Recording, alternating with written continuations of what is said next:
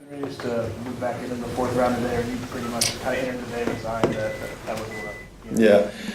Quite frankly, we entered, the board was really strong and didn't feel we needed to move up, so we kind of just, stuck. The numbers were good, so.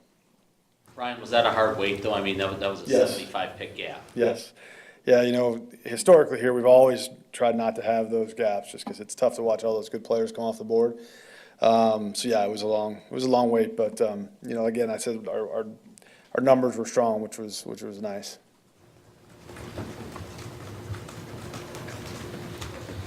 Brian, I'm just curious, how far back do you go into a player's football film history? I mean, obviously the college tape is. Yeah. Do you do any research? I mean, to find out like these guys were, in 8th grade, this guy was a phenom. I'm just curious. In the days of YouTube and the internet and stuff, there's always these clips that some of our scouts pull up. When I started, we weren't doing that.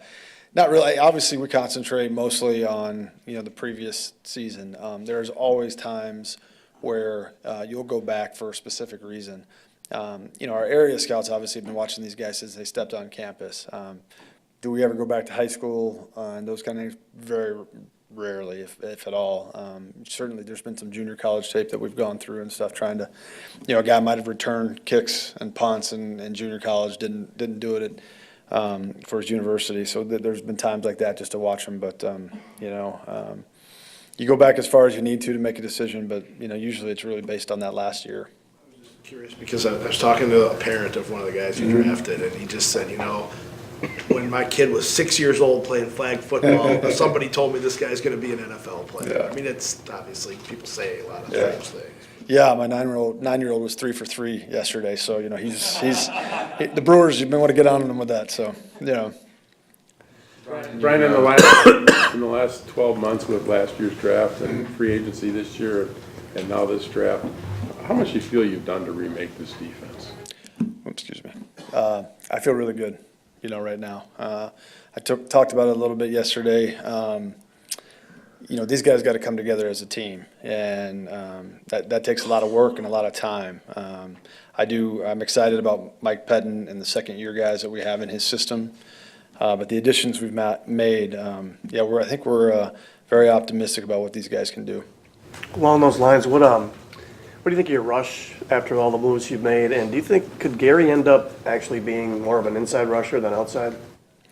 I think I've talked about the versatility. I think his speed off the edge is unique, but kind of like Z, I think he's going to be a matchup problem wherever he lines up. I think if he's single blocked, as he learns the NFL game, as he progresses, I think where you line him up, he'll be a matchup problem. So I think he can do it all. And you put a lot of money and a really high draft pick into that area. How do you feel about your rush right now? Where you think it is? Yeah, again, and I know you guys watched us last year.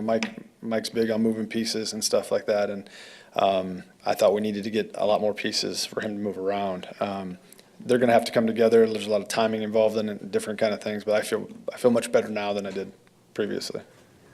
With Dexter Williams, how concerning is the suspension and the fact that, here's his mom who's sick as can be, and she feels the need to come up to help rescue her son now? Yeah, obviously we thoroughly vet all these guys and try to get to a point. We felt very comfortable with Dexter. He very much, his skill set fits what Matt wants to do in the run game. He's had some dynamic moments at Notre Dame, and a lot of these guys have some missteps along the way, but we felt good about where he's at in his progression. Was the arrest in 2016 what led to the suspension, even though it was 2 years later? Yeah, I'm not going to go into the specific details. I don't think that's fair to Dexter or University of Notre Dame and things like that. But like I said, we take that pretty seriously around here, and we vetted it, and we feel good about the person. I'm sure a lot of these phone calls are memorable for you, but given what Dexter and his family's kind of been going through, anything more special with this bad situation? Yeah, I think it's, all of them are pretty special for these guys. I mean, it's a very special thing to be drafted in the National Football League. Guys react differently, but it's always special to give a guy an opportunity. Usually I'm handing the phone off pretty quick to Matt and getting back to where we're headed, but you never know. A lot of it's jubilation, some of it's tears, and some of it's silence. It's almost shock. So. But that's one of the perks of the job, no doubt about it. What'd you like about him as a running back, especially in that outside zone? Yeah, we thought he could really press the edge. He's an aggressive downhill runner who can press the edge, stick his foot in the ground, and get north and south. He had a lot of explosive plays, and he was a finisher. Once he hit that crease, he seemed to finish. And so those are some of the things we liked about him. He's got a nice build to him, and I think his best football should be ahead of him. Brian, where do those explosive, how does that explosive plays, or where do they come from when a guy isn't, a 4-4 burner like that? I mean, obviously his 40 time is what it is. Right, yeah. I think, his play speed would say differently, but I also think, his ability to be decisive, stick his foot in the ground and just hit it, He doesn't waste any time and kind of has a knack for running to daylight. There's some guys, since they started playing are just natural runners. He's one of those kinds. Brian, from a pure athletic standpoint, last draft, do you think you made the team in a sense with the athleticism and speed? I think I've helped the team. I'd like to think that our group has really helped the team. Again, a lot of these guys, last year's draft and some of the guys we acquired, they're coming into this building for the first time, maybe into their second year. So there's obviously an adjustment period, but I'm really excited about the group that we have right now and what our coaches can do with them moving forward. Brian, aside from Jair and Tremont, how do you feel about what you have in corner? And is that a position where in this sort of next phase of player acquisition as veterans get released and things with 90-man rosters being put together, is that an area you'd still maybe like to strengthen at all? I think we're always looking to strengthen it. I kind of like that room, I do. I think obviously Tremont kind of heads that up with some really young, gifted athletes in that room. There's a lot of guys that got a lot of playing time last year that normally wouldn't have in a rookie season. And so I've always kind of felt if you have the opportunity to play significant snaps as a rookie, you usually get a pretty good bounce into that second year. So, again, I've always kind of looked at we're going to, go have a couple cold ones tonight, come back in the morning, look up there, see where we're at, and then kind of move on into kind of some of the next phases. There are a lot of Holman guys. fitting into that group? I'm sorry? How do you see Holman fitting into that group? Yeah, he's a 6-foot guy who ran 4.3 for us. If you know his story, it is one of determination and grit. We liked his aggressiveness on the field, his ability to press and turn and run. We brought him up here, got to know him a little bit better, and we feel that he fits what we want to do. There are a lot of safeties in this league who run in the upper 4.5s. What does 4.36 do for you back there? It's like a lot of things. Do you play it? And he plays it. And I think that's the thing that when you have a guy who can kind of erase half the field, you can't throw in the windows, because he's sitting right there and he can go get it. A guy who can close on the ball in the hook curl zones and get to the ball. There's not a lot of those guys, and I certainly think we've added one. Back to Holman, and you mentioned his story. Excuse me. Does that play any impact at all in drafting a guy? I realize the film matters most, but the fact that he basically wrote his way into a scholarship, does that matter even a little bit? Absolutely. I think the wiring, I talk about it a lot, how these guys are wired, and there's a lot of adversity in our league, and you have to have enough toughness, mental and physical, to get through it. And so as we go through our studies on different guys, the history of them being able to fight through adversity and their determination, it matters. So yeah. Ryan, you mentioned Matt LaFleur's scheme when you talked about Williams, you talked about Mike Pettin a couple of times. Now that you look back on this draft in the last couple of days, how much interaction with the coaching staff and the specific ideas of your coaches factored into these picks? Yeah, they're always very heavily involved. It's really more in the preparation phases than anything else. They're a huge asset in this UDFA recruiting period that we're kind of in right now, or just kind of finishing up. But yeah, I think it's we have a lot of new coaches that we're all trying to get to know and kind of and see how each other scouts and evaluates and. They've always been involved and they always will be. I think it's an important piece for us. At the end of the day, our scouting staff does an excellent job of kind of getting the information we need to make these decisions, and I'm really proud of those guys sitting here today. Brian, you have a lot of undrafted players that make up the roster, and a handful of them are significant contributors. How many players do you try to target now after the draft is over? And what's that process like trying to sell Green Bay when you're trying to sell the, I guess, 31 other teams?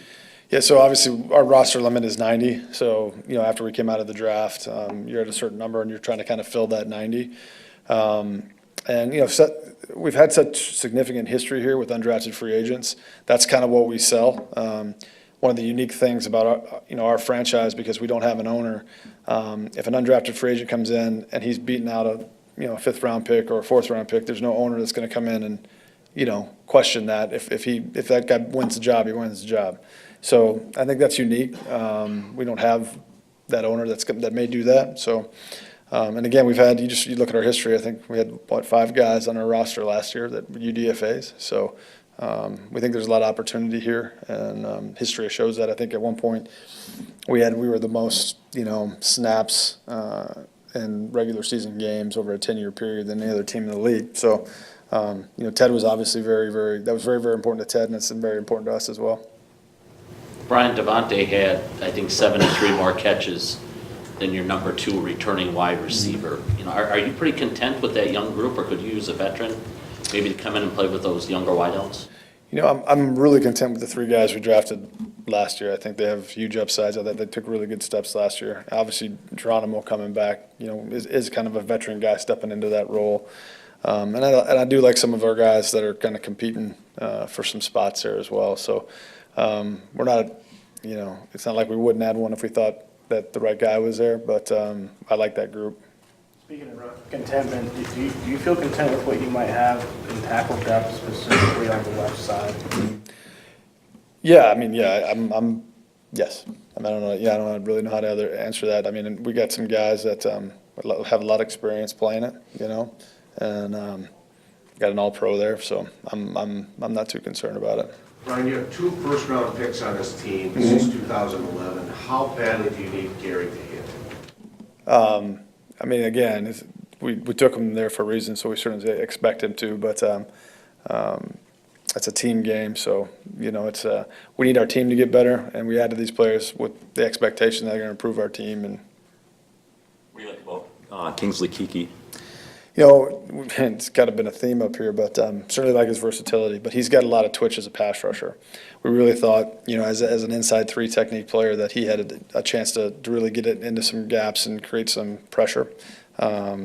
Really active athlete, sideline to sideline athlete. So, A decade ago, you guys drafted Raji. Is the league just gone to, not that you couldn't use a guy like BJ, but is the league just gone to that athletic guy now, or athleticism beats size every time? I wouldn't say that. I think it's just a lot of it is, you need it all. You got to be able to hold the point. You got to be able to play with power. Certainly, as a pass rusher, athleticism is an important part of that. But no, I don't. I think you need it all. You need some that can do, play with power. You need some that are better athletes. At the same time, you get a guy like Kenny Clark can do it all. So. What's the level of confidence you guys have right now in Jason Spriggs after an up and down couple seasons? I'm confident in Jason. He's, when he's had to play, he's played well for us. He's going into his 4th year now, so this is a big year for him. I think he's going to have some competition, which is good. And I think he'll push some people in front of him. So he's a versatile guy too, and he's been here, so we can count on him if we need to. Brian, I don't know if we'll get a chance to talk to you before next weekend, but with Ted going into the Hall of Fame here, what are the emotions going to be like for you seeing him? I don't even know if he's going to be here. Yeah, he should be here. He was here a couple weeks ago. For our whole group, he's been such a mentor to all of us, and a bunch of guys will come in from around the league that he's been mentors. So he's really, obviously well-deserving of being in the Packer Hall of Fame, and most of us believe he should be in Canton. But yeah, there'll be some emotions. He means not only as a mentor in this profession, but also just as a friend. He's a really unique individual who cared about the guys that worked for him. And so yeah, it'll be an emotional time, but it'll also be a celebration.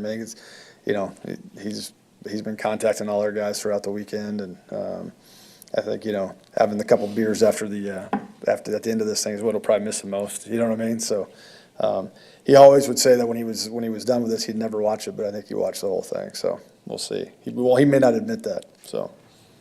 Are those beers in your garage, or do you have those? It's a secret spot I can't talk about, but Miller Lights. You know, you learn from your mistakes. You know, you're 2 drafts in now, right? Right. And you've spent your entire life, or your adult life, scouting players. Mm-hmm. How would you scout Brian Gutekunst and his GM draft approach? There's not a lot of small school guys, seems to be a lot of fast guys. What can you kind of give us your own self-scout of what you think when you draft? Yeah, I mean, I'd hope I'm not getting pigeonholed and people can start, I hope I'm not giving too many tells, but I think the thing that I'm most, obviously we always go back and self-assess and how we're doing things and our process. That's really important to me. But, I think just the group dynamics and the way we've gone about it from year 1 to year 2, just really kind of, thrown in there in January with the change that we had last year, and you're just kind of go.